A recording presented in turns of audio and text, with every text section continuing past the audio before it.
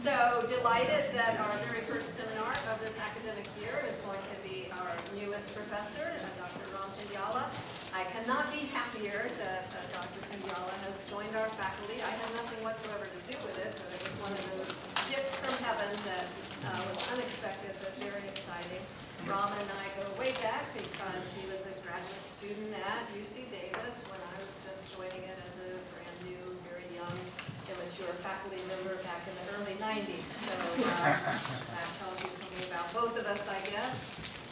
He has since risen to become a giant in the field, especially in the area of travel behavior, which is also my field. So it's my joy having him join us. The bio that you have on your little sheet here is characteristically modest. Ram is just one of the most self-effacing people I know, and so there's a little bit more to him than what you see there.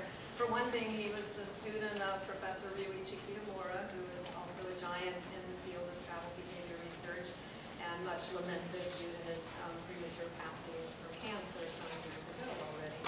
But so Ram has learned well at the feet of Ryuichi and has gone on, as I say, to be a highly respected, internationally renowned scholar.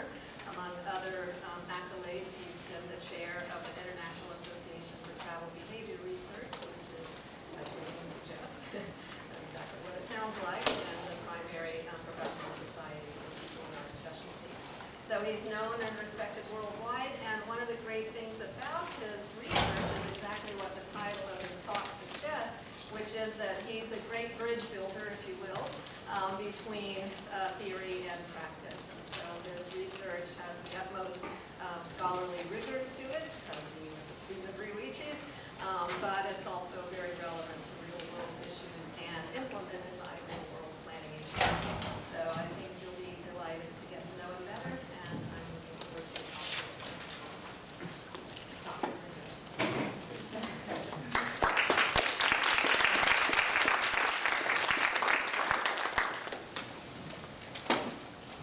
Thank you, Pat. That was very kind, and I'm certainly very, very pleased to be here. And I will say, Pat, you had a lot to do with me coming.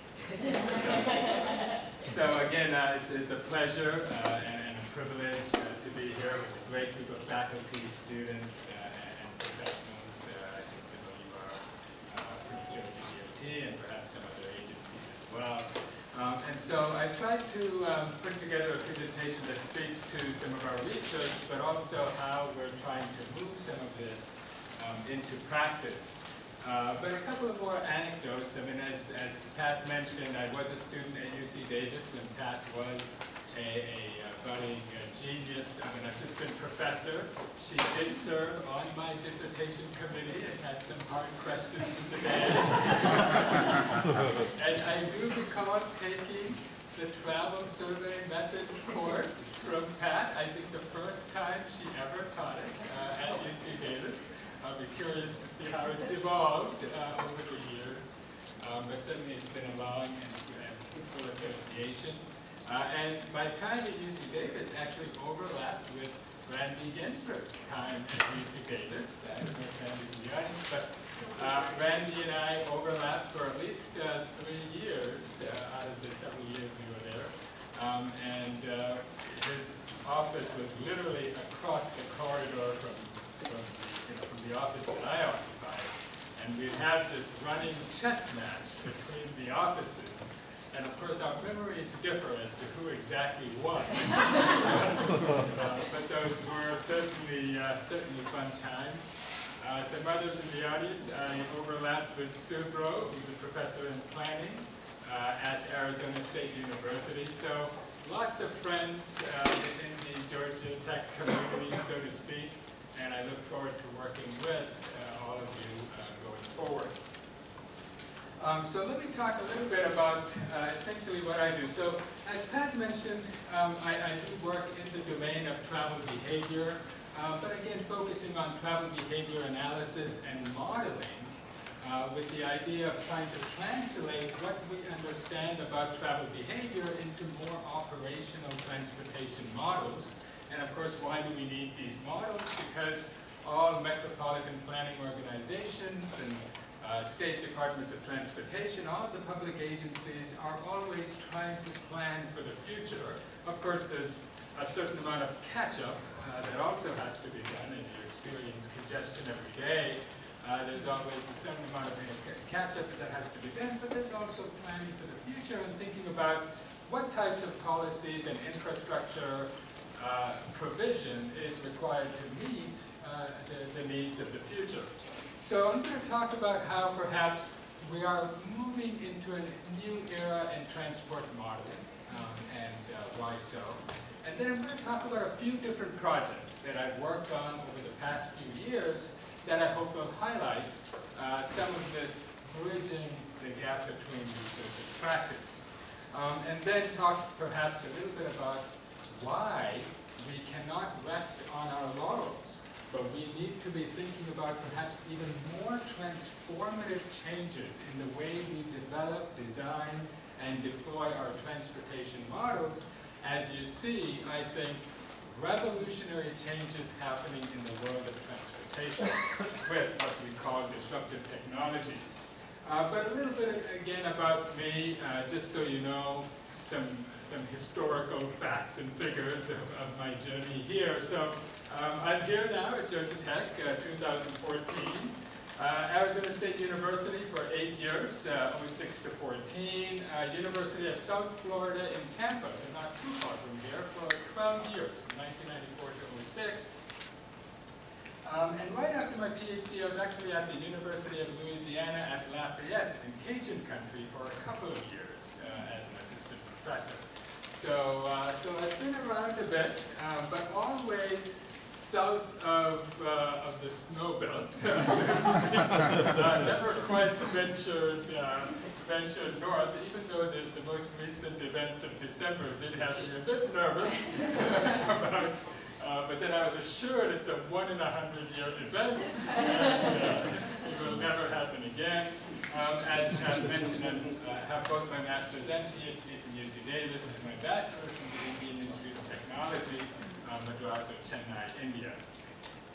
So 25 years ago, the late Eric Pass, who is a very, very close friend of many of us in the travel behavior field, he actually did his PhD at about the same time that Pat was doing her PhD at Northwestern University under the same professor or the tutelage of Professor Frank Koppelman. And 25 years ago, about 1989, he asked the question, is travel demand analysis and modeling in the doldrums? And wrote kind of a seminal paper that I think in many ways helped the profession think about, well, how do we move to the state of the art and state of the practice of transportation modeling forward. Of course, I had to look up the definition of doldrums just to make sure I understood what he was asking. And if you look at some of the dictionary definitions, this is what doldrums means, a stagnation, a sluggish state where you don't see much development or improvement occurring, a state of gloominess, and so, where you don't have energy and new ideas, so to speak, and a spell of listlessness or despondency. So that was the question that the late Eric Pass asked about 25 years ago. And so I'd like to perhaps go on a journey of where we have come since the time that he asked that question. And I think we've seen a revolution of sorts in the state of transportation modeling, thanks to advances across an array of aspects. If you think about the econometric and statistical methodologies that have come far since perhaps those days, the data collection and availability in terms of the surveys we do. Now we have GPS or smartphone-based travel surveys. There's so much real-time monitoring of travel behavior and traffic patterns. So just in terms of data collection and availability, our computational software and hardware has come a very long way, for sure, making it possible to implement micro-simulation model systems where you're literally simulating the behaviors and the activity travel patterns of every individual in a population or in the movements of every vehicle on a second-by-second basis. And then recently I was on a phone conference where they were talking about simulating vehicular drive cycles at the resolution of a tenth of a second. And I was wondering at what point we're going to change the name of the micro-simulation models to maybe nano-simulation, because that's how high resolution we're trying to go. I think our understanding of behavioral phenomena has come a long way since then in terms of how people make choices, what are some of those behavioral processes, how do people plan and execute their activities, and what are their lifestyle choices or attitudes and perceptions, such as a lot of the work that perhaps Pat does. Our simulation platforms and paradigms, again moving towards the microsimulation domain, and the spatial and temporal resolution of our models and data make it possible in order to simulate at a more fine grain. So I think we're seeing a revolution. So for example, let me talk about what we've seen in some of the recent past and the multiple discrete choice context. You might have heard about it if you've ever listened to perhaps Professor Chandra Bhatt or some of his students talk about it. So you can think about several choice contexts where people consume multiple alternatives simultaneously, right? So you can think about, if you look at, the most common example perhaps we see is, vehicle ownership, right? Households own multiple vehicles, and they consume, that is to say, drive these different vehicles to different extents. But you can also extend this to other contexts, right? You can think about food consumption. You have, different brands of cereals, and you consume different brands of cereals.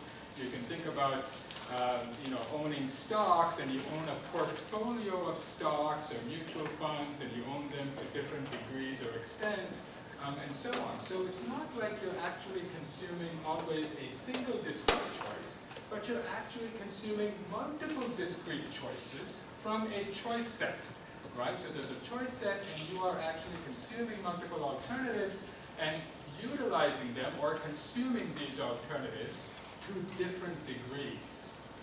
So that's what we can call the multiple discrete choice context.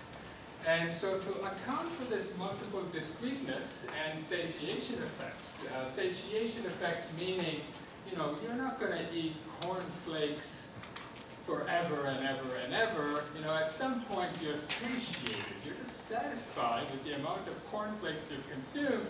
It's time to move on to perhaps some other cereal, right? So there is the satiation effects that is diminishing marginal returns, right? So an additional spoon of cornflakes is, at some point it's just not going to give you the same benefit as that first spoon of cornflakes. So you want to account for these diminishing marginal returns, and so Buck in 2005 proposed this multiple discrete continuous extreme value model, which we have the short form MDCEV. So if you see the MDCEV, and there's many variants of it since then, just like on the multinomial logic model, you have the mixed version, the nested version, and so on. The same can be had on the MDCEV. But the nice aspect of this is it accounts for multiple discrete choice phenomena. It also incorporates the continuous consumption phenomenon. So not only do I know what cereals you buy, I actually know how much of each of those cereals do you eat. Okay, so I actually see your consumption on each of those alternatives. And it has a very neat closed form solution from a model estimation standpoint, just like the multinomial logic model. Okay?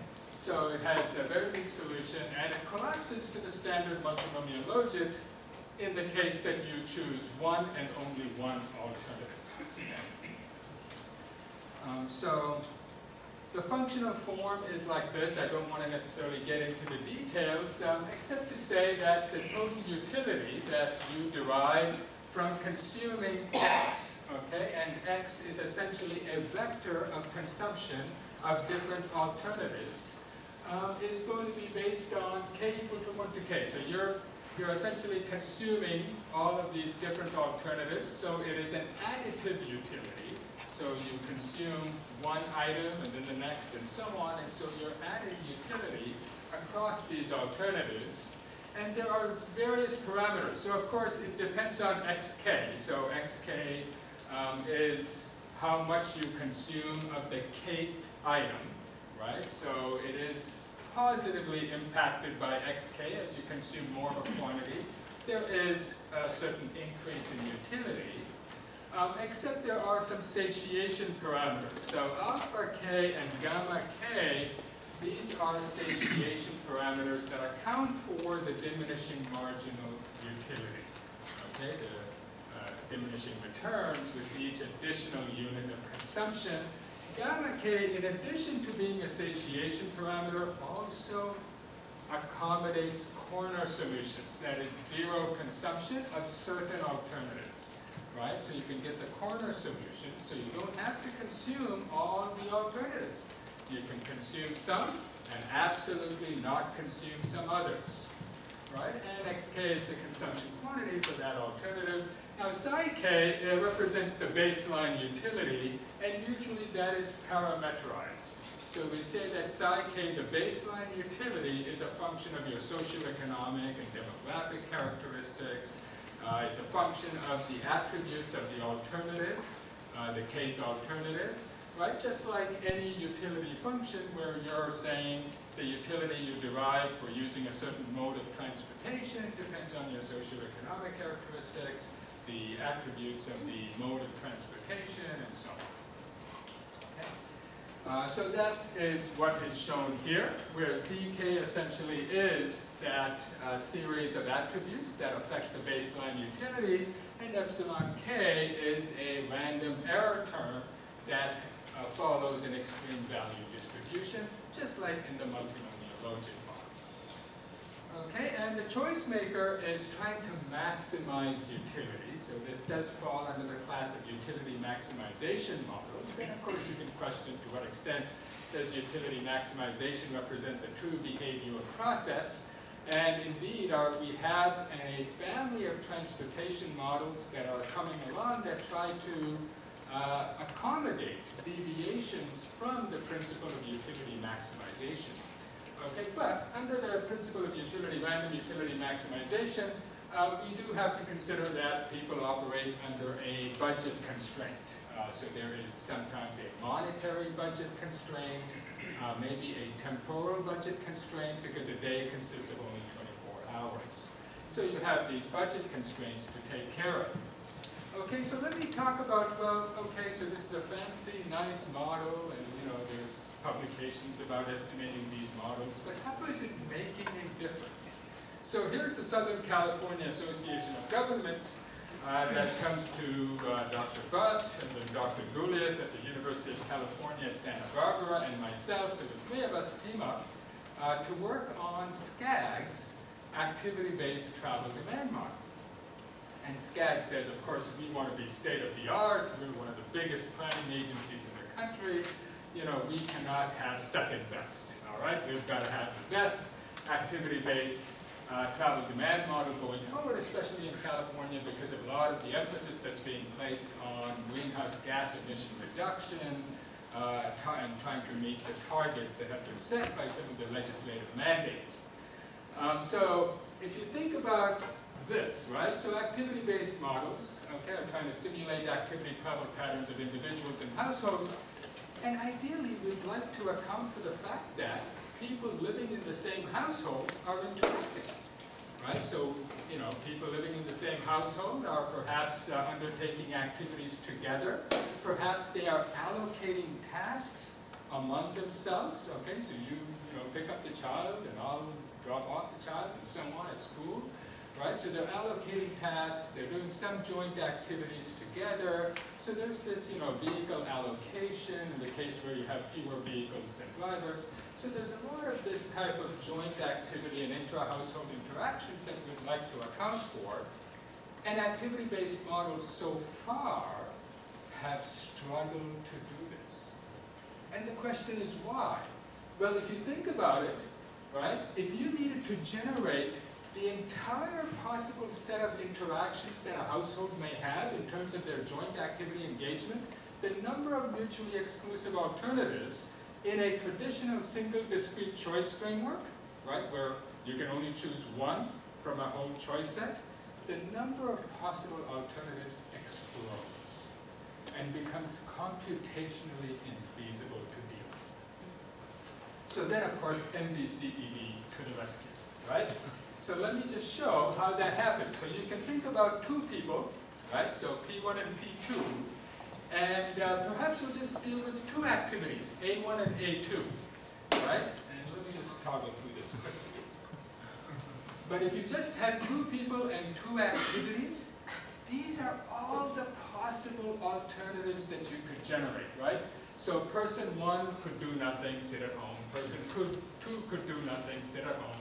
And person 1 and 2 together could do nothing and sit at home, right? So that's the none alternative, right? So that's the first alternative. Then you have the second alternative where person 1 participates in activity 1, person 2 does nothing, and then person 1 and 2 together do nothing, right? We're talking about outside home. Okay, they might be doing something together inside home.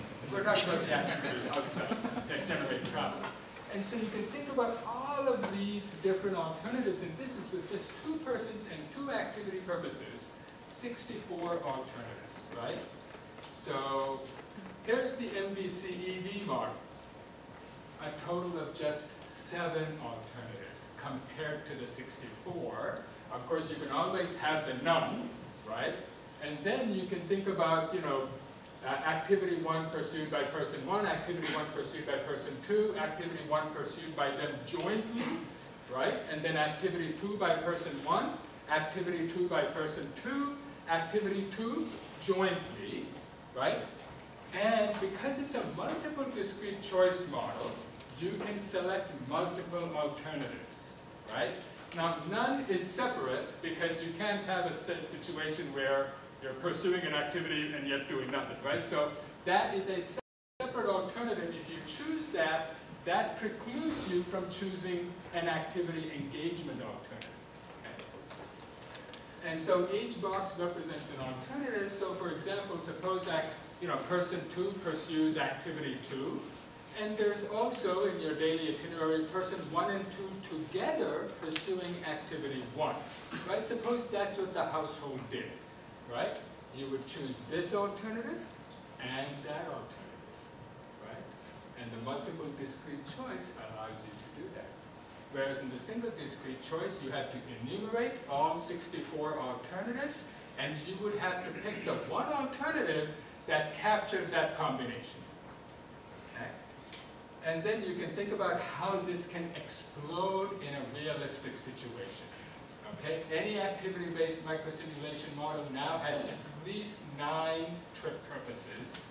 Okay, now this is only looking at 3 activity trip purposes, and you can see how it has. Oh, panel is right there. Okay, so do I reset timer? Okay, yeah, thank you. So you said my time was up. All right, so you can just see in the single discrete choice model how that explodes as your household size increases, whereas the MDCED keeps it extremely computationally tractable.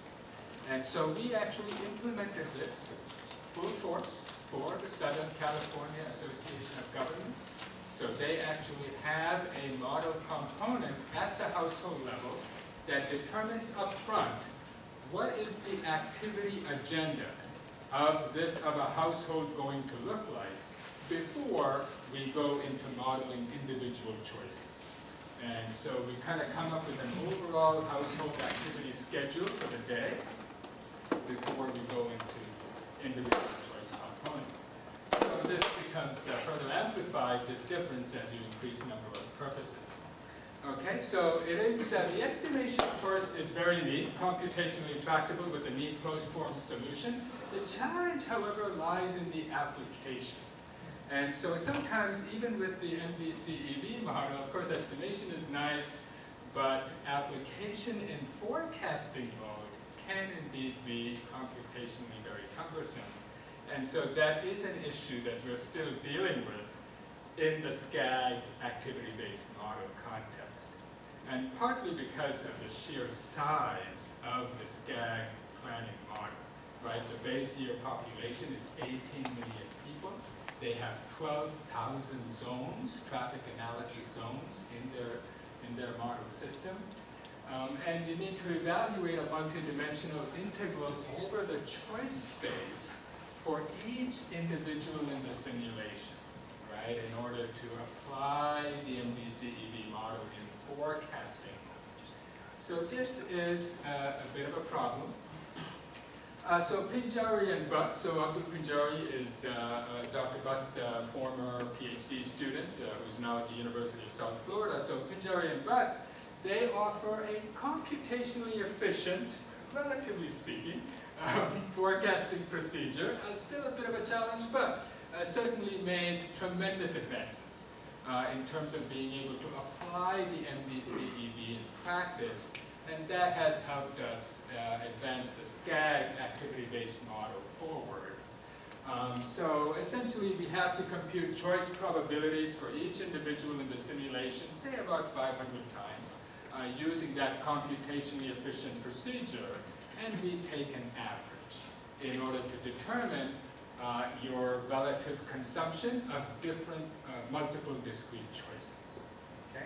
So in this context, what we have is we are choosing the multiple discrete choices of which activities you will pursue, and then their continuous dimension is time.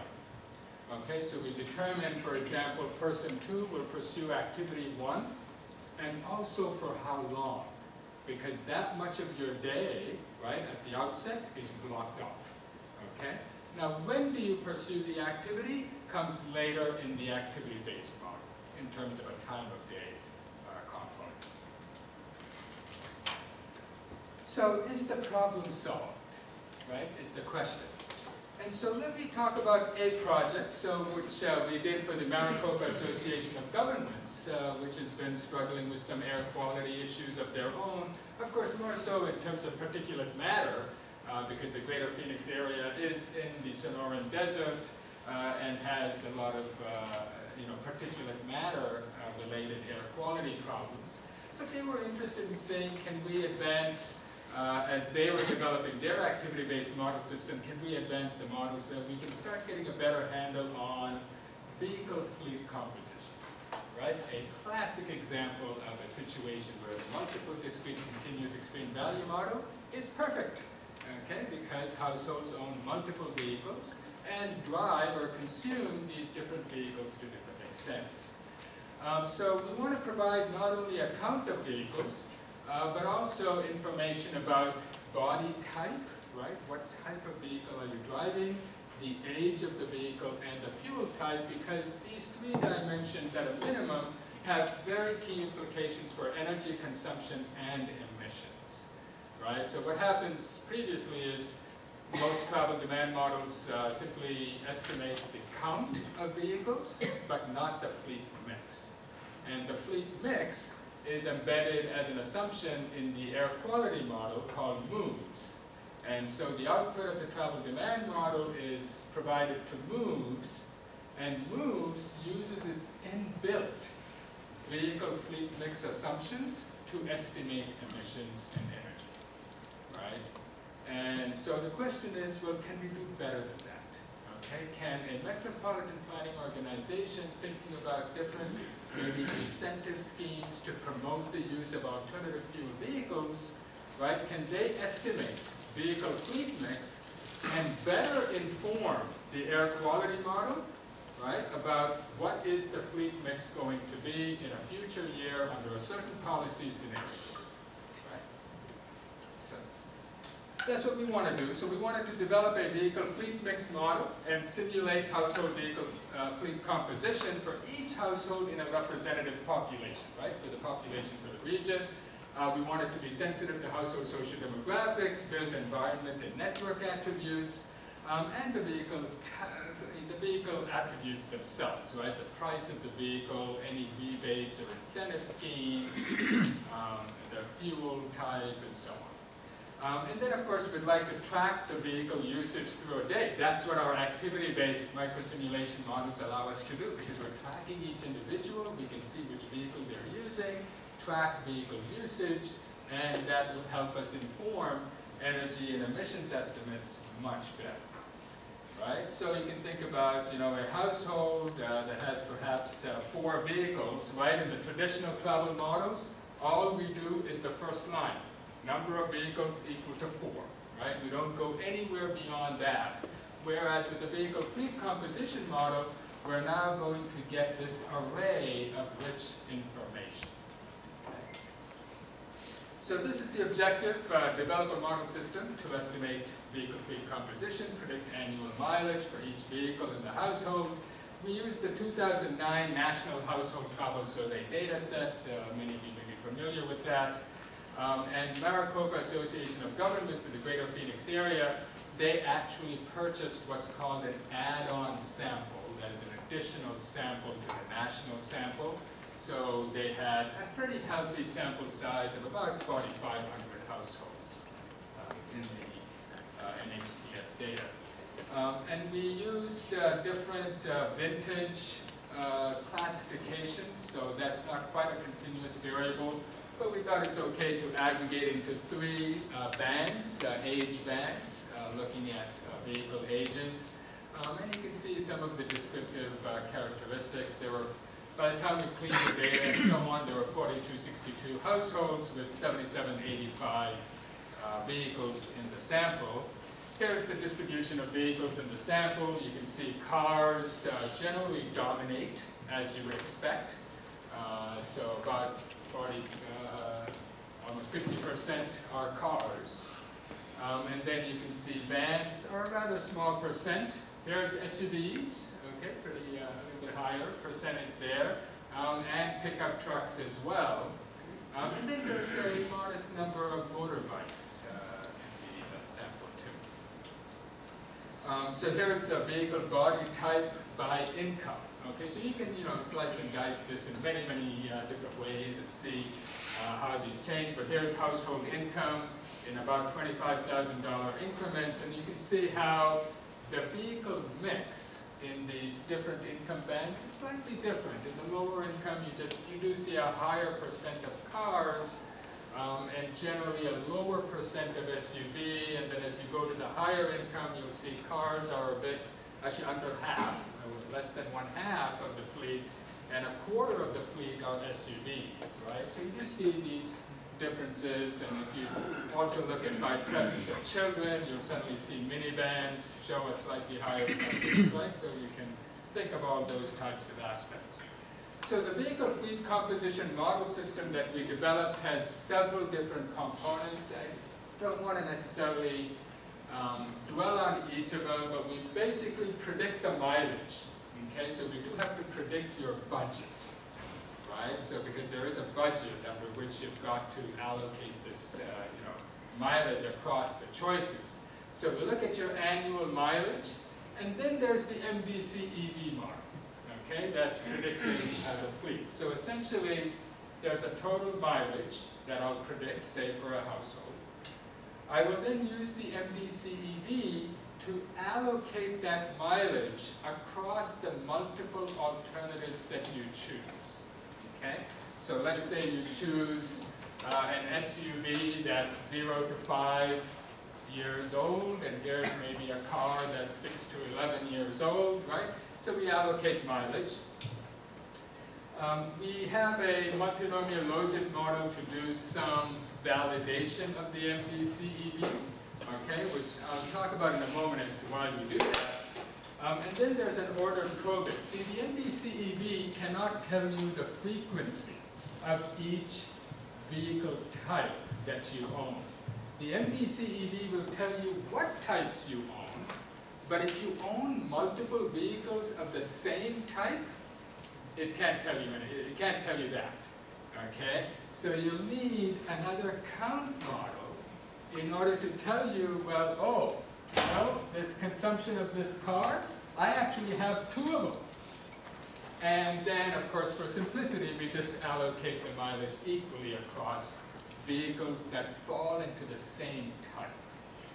And a vehicle type is defined by a combination of body type, age, and fuel type.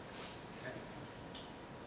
So we have some algorithms that kind of work nicely, and it's all coded in an open source R code, which can be interfaced and integrated literally in any activity-based travel model system. So this entire sequence of the vehicle fleet composition model system, fully coded, and you can actually see what the output looks like to see how the model is performing and whether it's reasonable and whether it needs any calibration and stuff like that. All right, so the challenge is as follows, right? So you apply the Pendyala and Butt procedure, and I am now simulating, right, the mileage allocation using the MDCEV. And here's what I get. Let's just say 5 types. Of course, we have literally 14 vehicle types when you cross body type with age and fuel type. Okay, but let's just say for the sake of this simple example, there's 5 vehicle types. When I run this simulation procedure, their forecasting procedure, it's essentially every trial, right, of this computational forecasting procedure is allocating miles thus. So let's say this is a household with 20,000 miles, right? And here's what I get from trial 1, here's trial 2, trial 3, 4, 5, and here's my average, right? In reality, of course, Pendyala and Butt say you should run it 500 times and average over 500, okay? But if I do that, I mean, essentially the result is every household is consuming every vehicle type. But then I have this multinomial logic model, if you recall, and that's why I have this, right? That's why I have this. The multinomial logic model of simple vehicle body type, right, count, is telling me this household is consuming only 3 vehicle types. Okay, so the household is consuming only 3 vehicle types according to my, kind of very straightforward multinomial logic model. But this MDCEV forecasting procedure tells me you're consuming everything. So how do I reconcile this? Right, is the question before us. And so we needed to come up with another algorithm with a few more boxes and arrows and so on.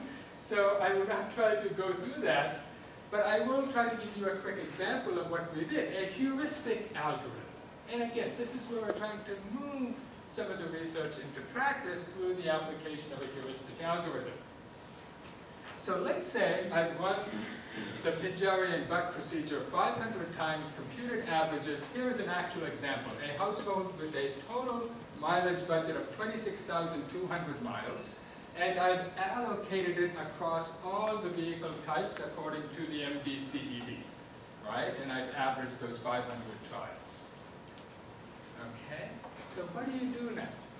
And so here's what we're doing. We compute a cumulative distribution, right, of all of this mileage. So you can just order the alternatives in any way you want. It is completely order independent.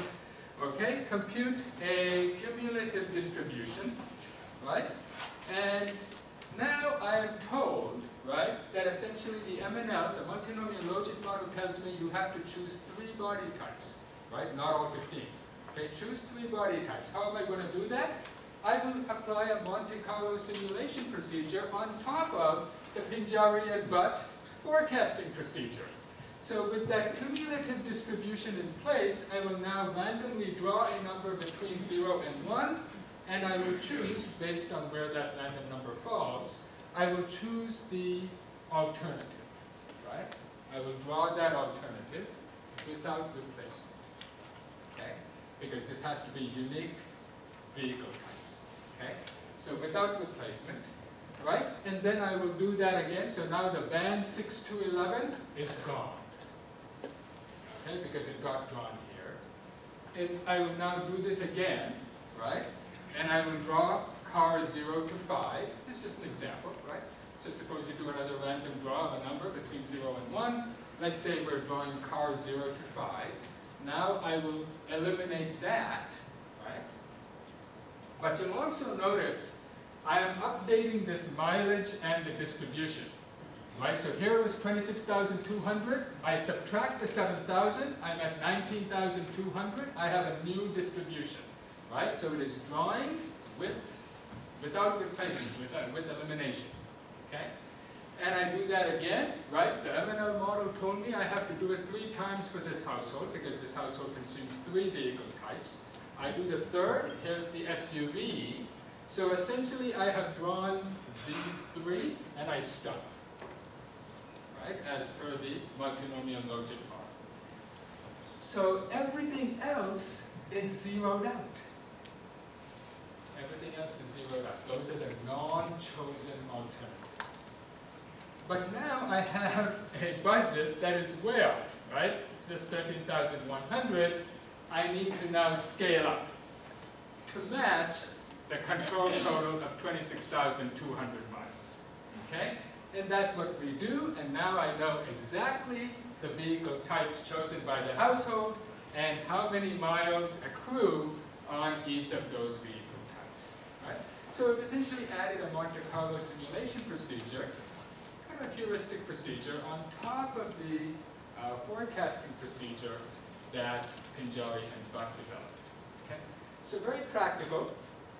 What did Mac have to say? Brilliant. We love it.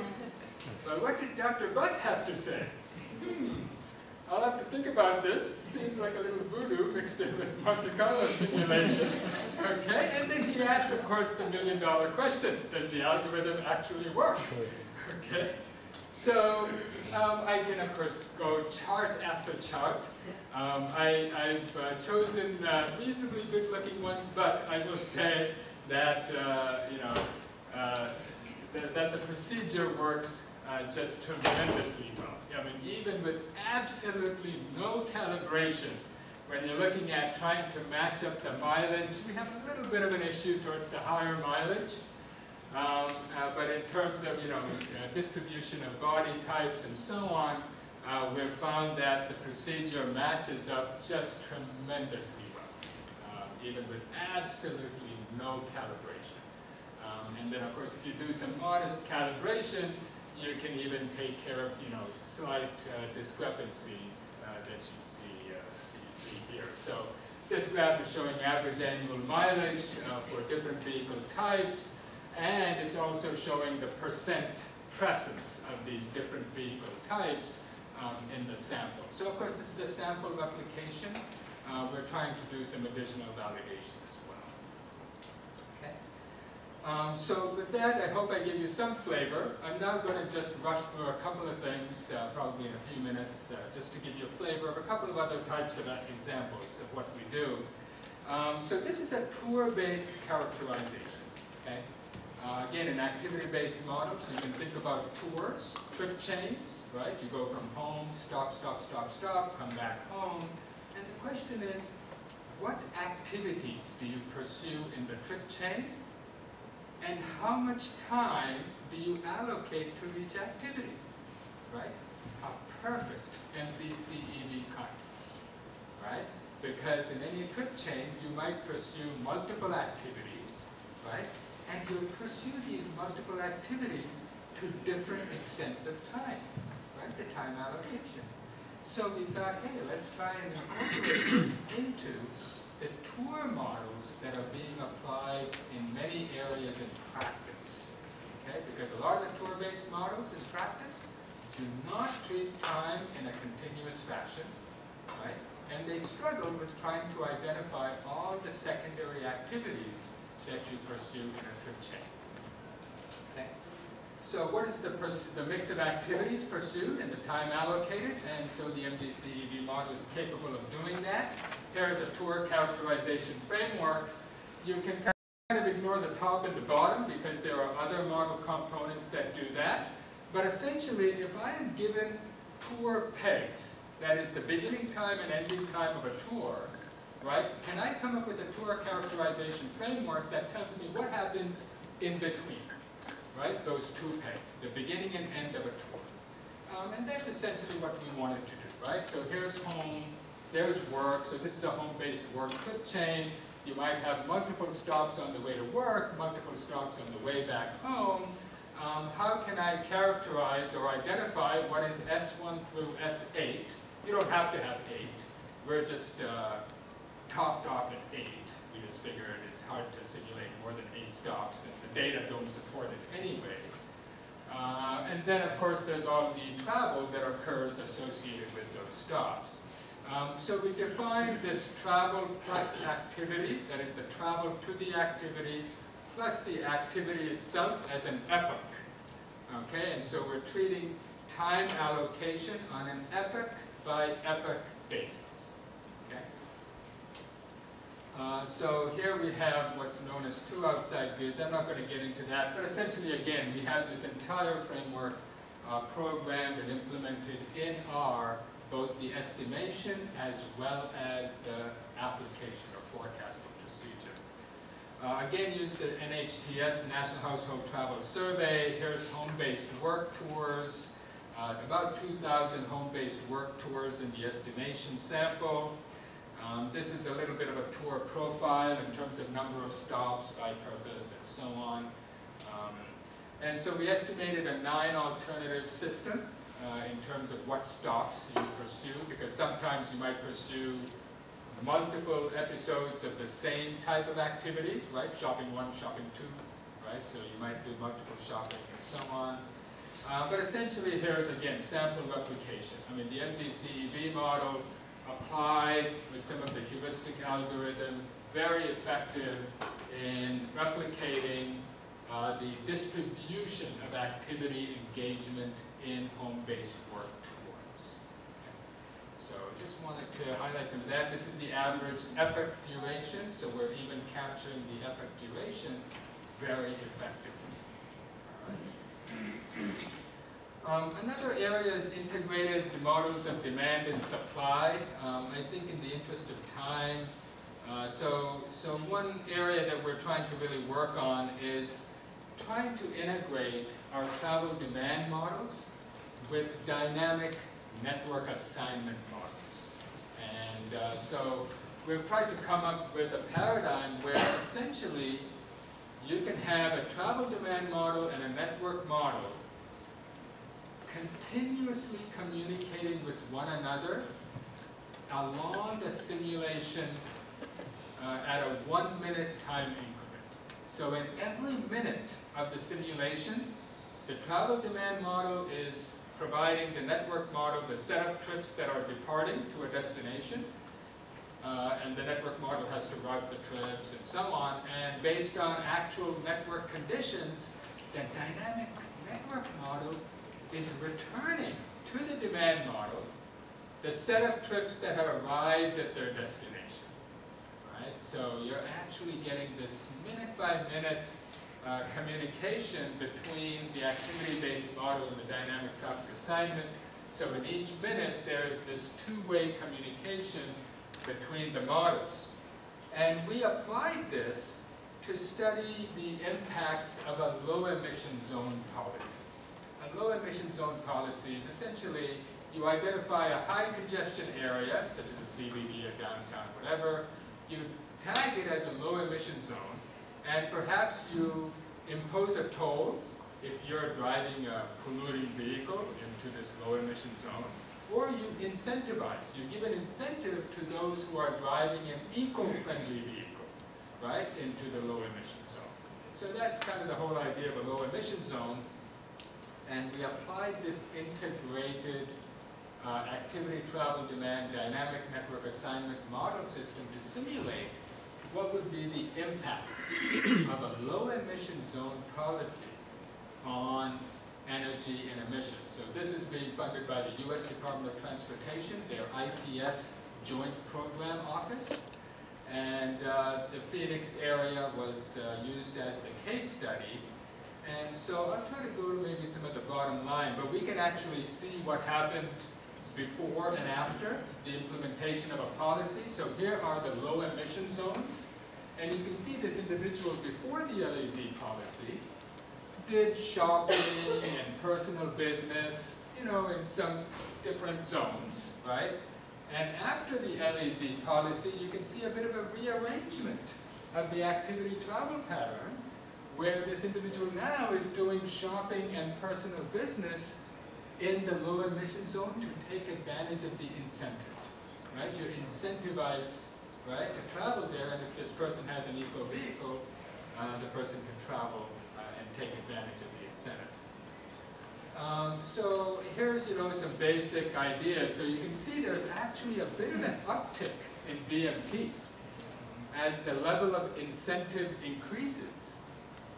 And that's natural because now the eco-vehicle households, they're thinking, oh, I'm going to go there, right? And take advantage of the incentive. So they're actually traveling slightly longer distances now, right? So you see a little bit of an uptick in VMT. Then, of course, there's enhanced transit. So when transit is enhanced greatly, you see that drop in VMT again. But the CO2 emissions drops consistently simply because even though there's a slight uptick in VMT, it is cleaner VMT, right? Because it's more eco vehicles that are taking advantage of the incentive. So these are the eco trips, and here's the energy impacts. And you can see as you increase the incentive or enhance transit, there's this essentially reduced energy consumption. Here's energy and emissions impacts, and again with increasing incentive, increasing transit service, you have these very neat environmental benefits that show up. So I want to conclude by saying what a difference 25 years makes. I think we've come a tremendous long way, but again, I think we cannot rest in our laurels if you consider the future of transportation, characterized by everything from self-driving cars to mobility service providers, thinking about, oh, why would anybody own a self-driving car in the future? Personal vehicle ownership will be a relic of the past. We will be operating fleets of robo-taxis that provide door-to-door service on demand, and so on. So there's a whole new paradigm and way of thinking going forward. There's, of course, the disruptive car and ride-sharing services with Uber and Lyft and Sidecar and so on, Zipcar, etc., connected vehicle systems that the US DOT is putting a lot of resources into, and some of the dynamic applications to better manage travel demand and operations. So we still need that transformative approach to transportation modeling and behavioral analysis. Trying to incorporate better attitudes and lifestyle choices and how people learn, adapt, and adopt these technologies and these services. I keep saying that, it's been decades now that we've had the internet and cell phones and smartphones are ubiquitous, and yet our travel demand models probably have nothing in them that explicitly represent the effects of these technologies. So we completely miss those, and are we at risk of missing the next coming revolution in transportation? So there's promising gains, but miles to go before we can see them. So thank you very much. I really appreciate it.